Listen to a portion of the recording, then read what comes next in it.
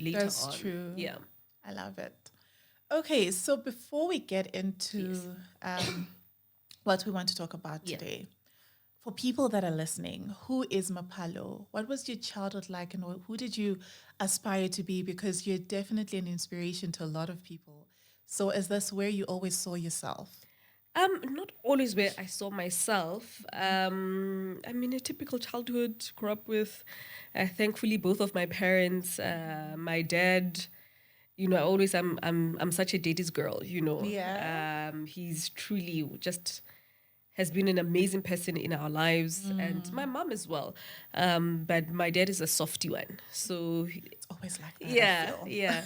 And I think that having that type of anchor from very Yeah. early on, and even literally right now, he's still our biggest anchor. It just makes you feel quite confident in yourself. I It agree. makes you move in the world in a way that I think it's very special. So in terms of career, I thought at some point I was going to do copyright and copywriting. Okay.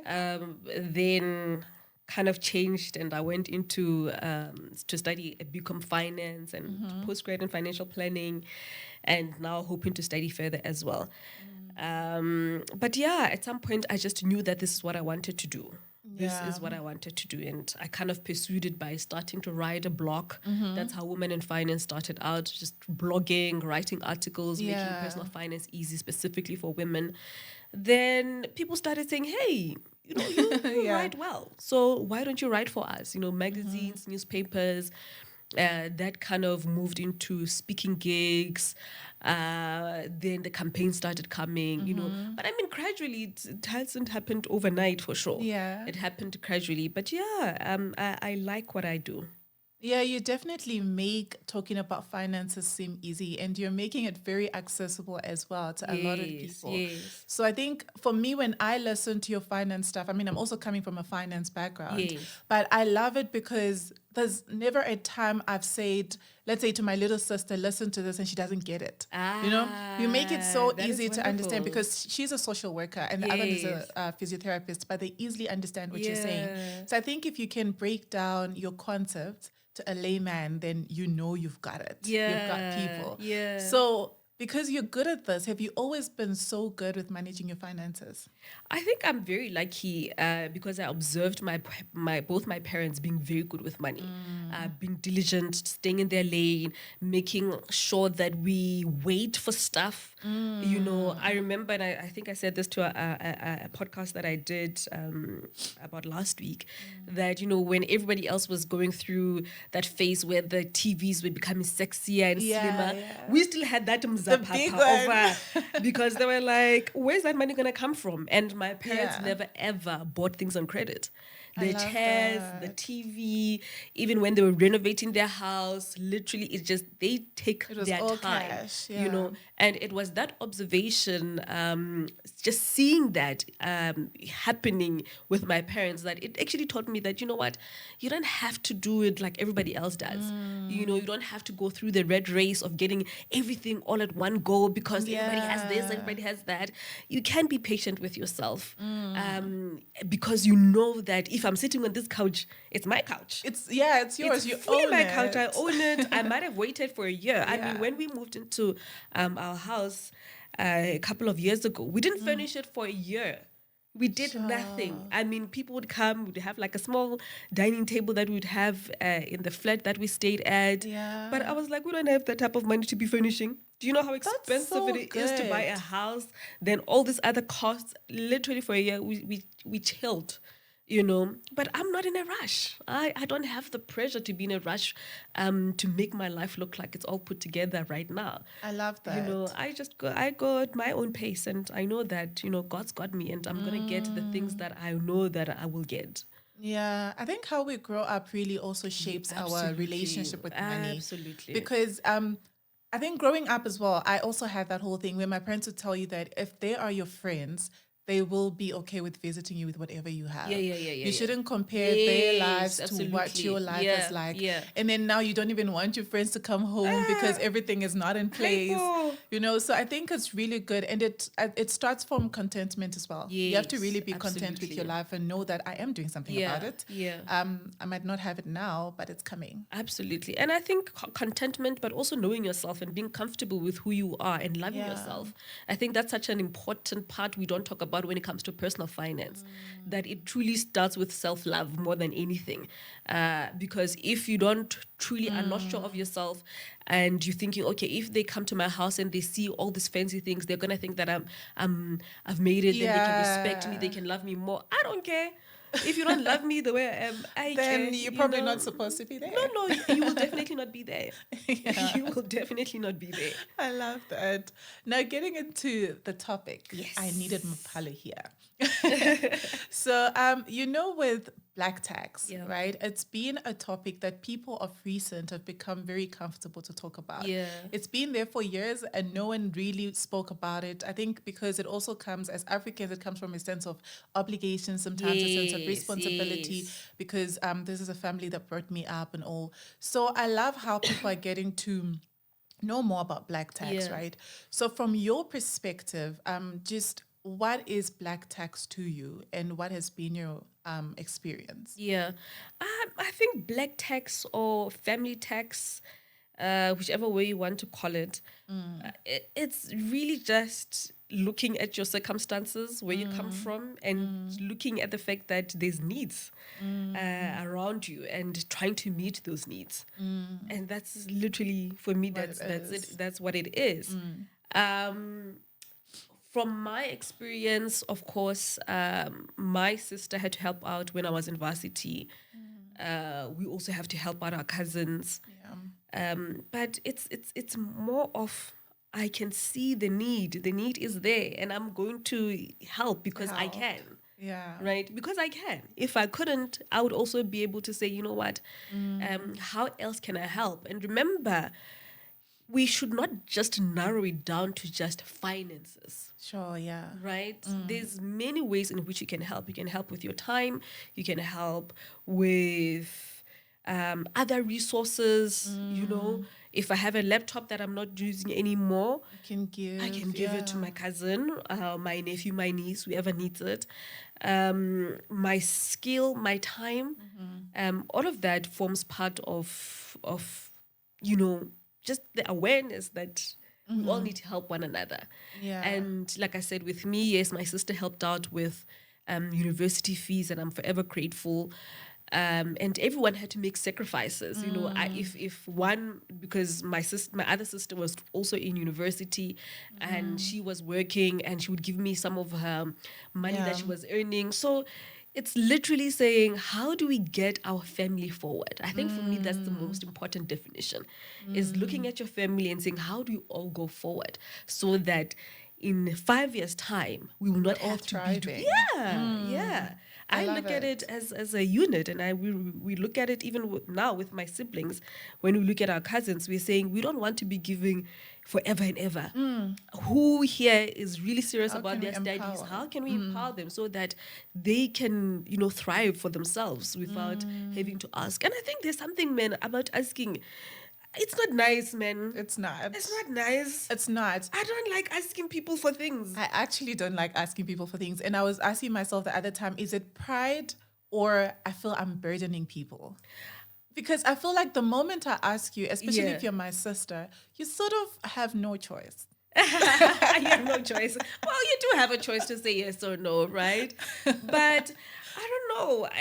It just depends on the relationship. Like, I know I just don't like asking because I know most of the time I can, and I try to look for solutions even if I have things going on. Yeah. And I know it's not always that you can come up with solutions yourself, and that's why we need one another. That's why we need each other. I just don't like asking. Like, Yeah. it's not even about ego, about pride, Yeah. or I just don't like asking men. Yo, I think also if people can see you need something, if they can, they would help you. Because I sometimes think people can't see. I mean, if right now, for example, you're going through a financial difficulty, how will your sisters know? you'd have to tell them Yes, you'd have to. without having to ask, though. You can tell them without asking. No, but then that's putting people in a corner because Yeah. they don't know if you actually want their Want help their or help or not. sometimes you just want to talk to someone and say, hey, Naki, I'm going through a really rough time. It's not that I'm asking for a solution from you, but sometimes it's just to talk about stuff, right? Yeah, true. So for me, it's just to be blatant. If you're going through something, be like, hey, you know what? I need Things are not coming together right now, so I do need your assistance in this area. So I think then the onus rests on the person who's being asked. If you cannot do it, then you should be able No, to say, absolutely. I'm not able to do it at the Absolutely. moment, Yeah, right? yeah. And then the other person should be willing to understand if you Yeah, can't assist yeah. as well. Because I think the term black tax sort of carries a very negative connotation. Yes, So yes. I actually didn't know about the term black tax until a few years ago. Is So I was it? like, what is black tax? Because I always used to think it's like family responsibility and it's okay. Yes, It yes. just has to be done from a place of love and not from a place of obligation. Yes, Right. yes. So, in your opinion, what do you think are some of the negative impacts that come with black tax, especially where people are not really able to say no, or where people are not able to really understand how deep or shallow their pockets are and they just do things to please family? Yeah. So I think actually the answer is in your question, right? That you must not feel like if you don't do things for people, they will take away their love. Then that's a very twisted relationship Yeah. already we have there.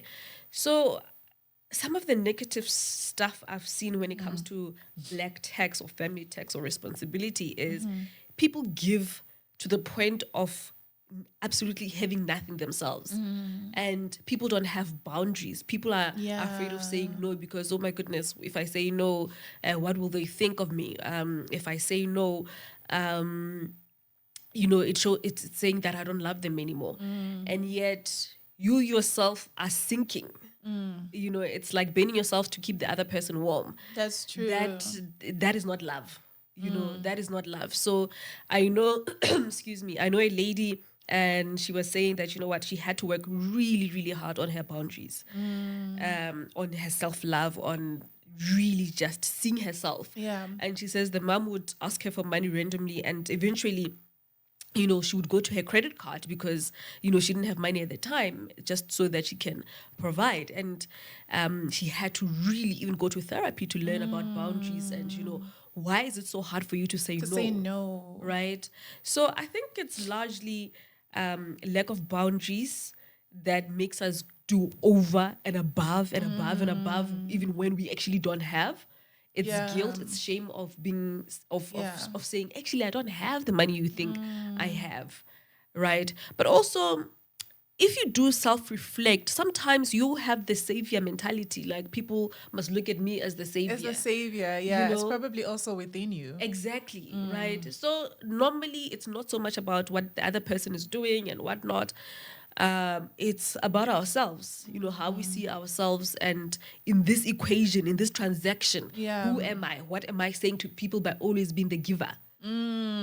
Right? That's true. So that's where it starts. And I found oftentimes when people are not able to say no and they keep on giving and giving and giving until there's nothing left, they end up being very resentful for the same people, towards the same people that they love. That's true. I think it does build resentment. No, absolutely. No, it will have to. Yeah. It will have to over time. When you see people and you just thinking to yourself, you know what, I know this one wants money. I even told, it was a while ago, I told someone, I said, you know what, I hate when you call me. Not very straightforward. I said, I hate it when you call me because I know You want something. You want something. And that's not a nice relationship. That's not a relationship. It's a very transactional thing where I know if you call me... And it's one-sided. It's one-sided, And I said, don't call me until you want to hear how I woke up. Just that. Just that. How are you? So I think it's very important to also be able to communicate that, you know what, I don't feel good anymore about this relationship. That's true. You know, should be able to say how you feel about what people are or whatever your relationship you have with someone, if it's not a relationship you're able to express yourself, then it's probably not. Yeah, but there are some tough situations though. There Yeah, are when it truly comes to some family, it gets tough. hard. It gets extremely hard. It gets Yeah. extremely hard. And in instances where, your family really, really pushes back in terms of being honest, talking about where you are financially, the most important thing is to work on yourself, Yeah, you know. And I know in the beginning, setting boundaries is very hard. it is. And because people push back on the boundaries, like, no, Yeah. why don't you do that thing that you used to do anymore? Or you don't love us anymore? It can come in whichever form. But to really protect yourself and protect your peace and your sanity, you have to work on those boundaries and say, you know what? I know it's not going to be comfortable. I know it's not going to be easy, but I have to do this for myself. And in the Yeah. long run, It people will will pay get off. it. Yeah, People they will get it. learn. No, They'll get used to your boundaries. No, absolutely. Absolutely. And I think it gets worse when, like in your case, you're saying your sister like paid your school fees and or assisted in paying your school fees. And then if your sister comes and asks for money, sometimes you feel obligated, or don't you? No, You don't. absolutely not. I'd feel obligated. No, because also I know my siblings, man, that they didn't do it so that they can come back later and say, Exactly. and they never throw it in my face like, oh no, we sent you to school, we helped. No, nobody does that. We all thankfully think very similar. We know that it was for the greater good. We knew that we want to advance our family name. Yeah. We want to do good. We are capable, so we are always helping one another. Always. Yeah. I love it. So tell me, if you are looking at black tax, do you think sometimes how you portray yourself to your family members? course. I think it has a term. So if you're going every day, you're looking Put good my and you're visa, you're the wearing blesser. expensive, you're wearing expensive clothes, and then now they ask you for money and you actually do not have it, and you say, "I can't afford." They're looking at you like, "But you're just holding a Gucci bag. What do you mean you don't have?" Yeah. But how do you deal with those situations? Do you think you should scale down on how you appear to family? Maybe when you're visiting, you should look a bit how much your bank account has. Sure, that's a difficult one. I don't know, to tell you the truth. I actually don't know. I mean, if that is your lifestyle and you are there, I would assume that if this is your family and yes, let's say you are living a really good life, you would still consider your family, wouldn't you? You would. But I shouldn't also have to water down myself just so that I look like I'm not doing well, so that I I can't don't get afford. asked. I don't know. I actually have never been asked this question, but it's a very interesting one. No, I wouldn't. I mean, if I'm coming to a family gathering, I want to look good. I want to smell good, Yeah. right? And I'm imagining if it's truly my family, they know that I assist where I can, right? But if I'm also the type of person who goes there and throws things at people like, oh no, Yeah. I'm so rich. Here is whatever, I just whatever. added to my fleet of cars. Or every time I show up, I'm You're giving always- 2K to you, 3K, bring expensive alcohol.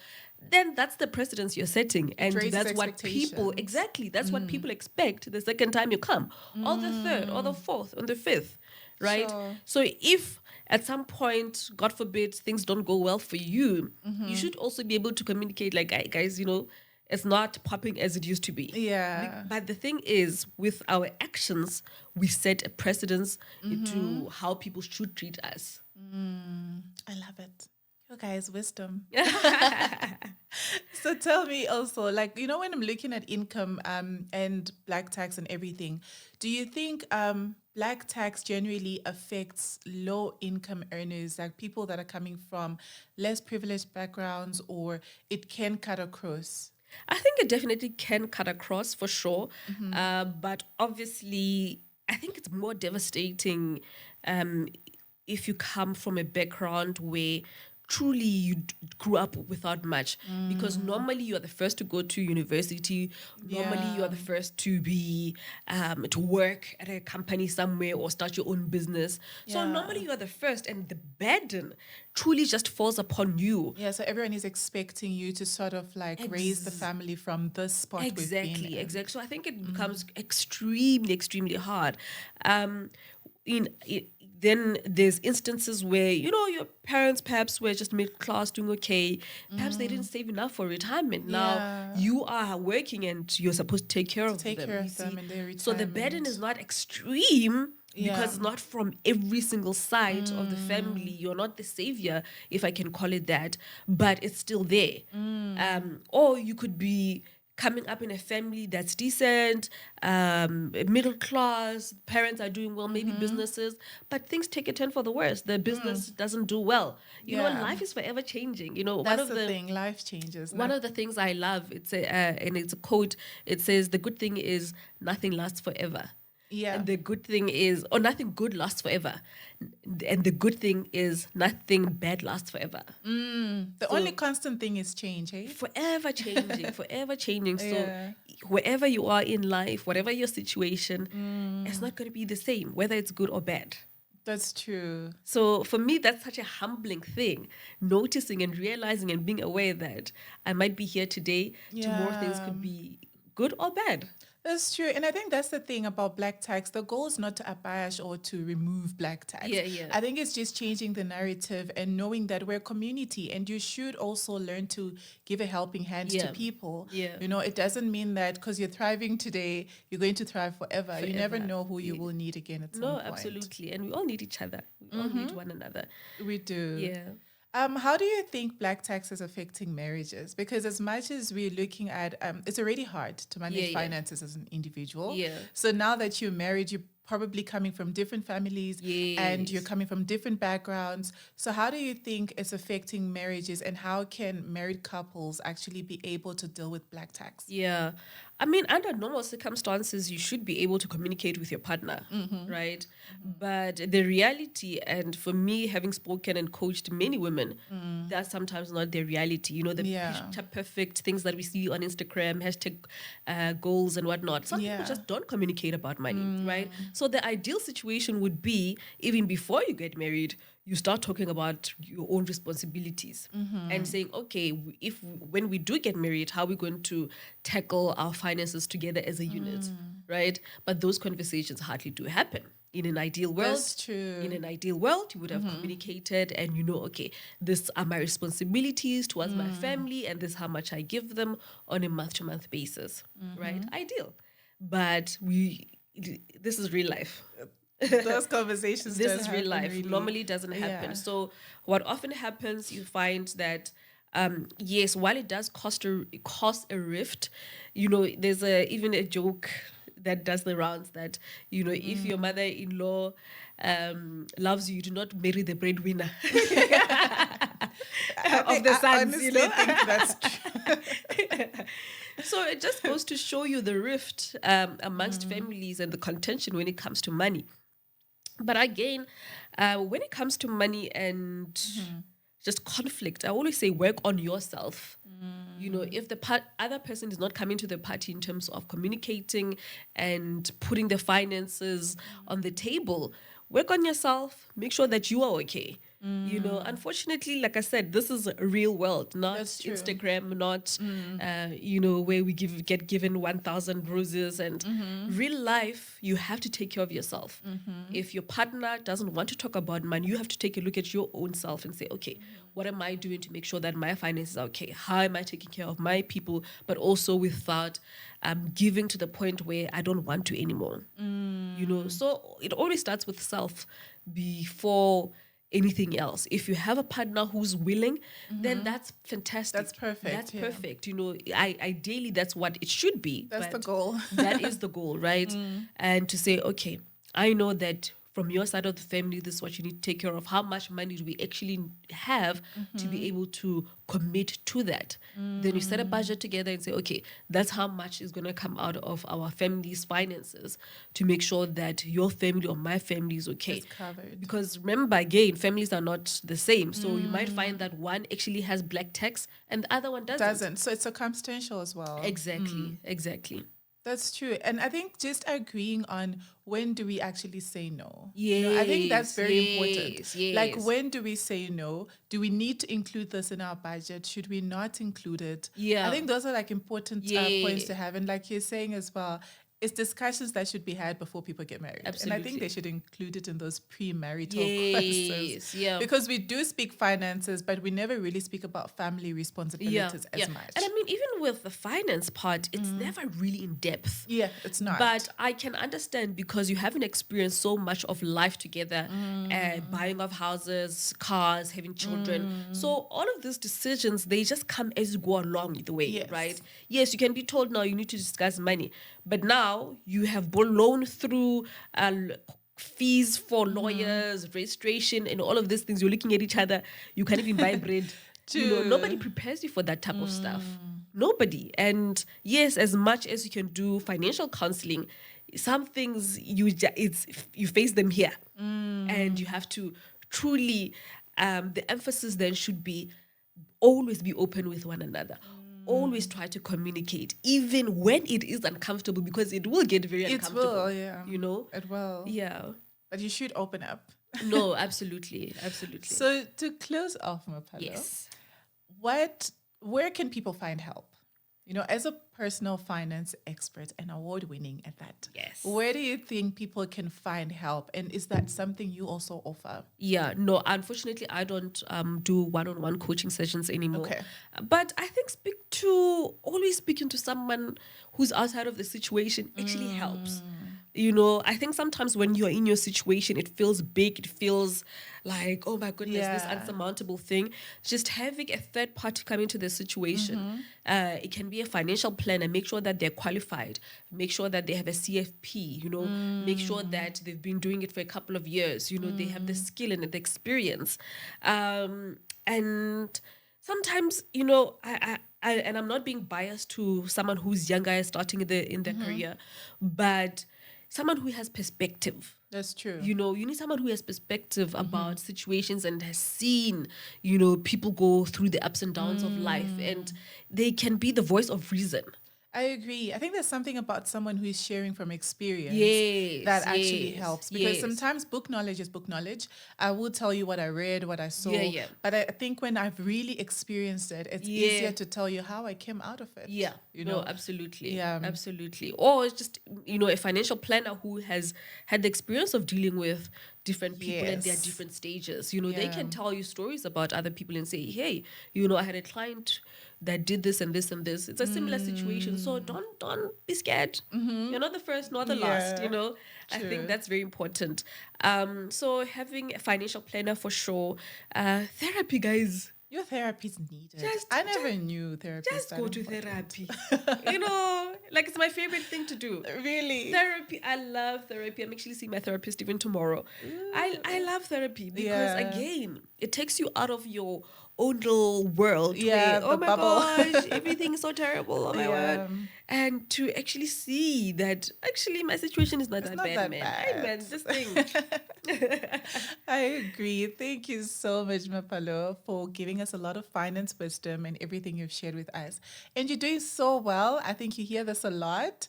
And please do get her book. One thing about Mapalo for me is she just doesn't help you to have a good relationship with finances. She helps you to have those hard discussions, not just with other people, but even within yourself. You start asking yourself questions, and I've learned a lot. So I'll put your handles in the description box and in the video as well.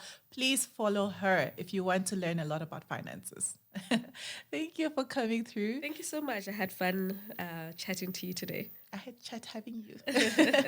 Thank you, everybody. See you next time. Please don't forget to like, share, subscribe, and comment. I always say this, but I mean it.